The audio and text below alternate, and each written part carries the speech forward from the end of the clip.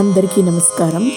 ఈరోజు జగద్గురు శ్రీ ఆదిశంకరాచార్య రచించిన భజగోవింద శ్లోకాల్లో మొదటి 2 శ్లోకాలను గురించి తెలుసుకుందాం.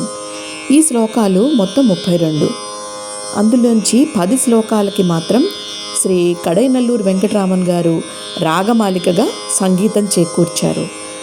మొదటి భజగోవింద శ్లోకం యమునా కళ్యాణి రాగంలో కూర్చబడింది.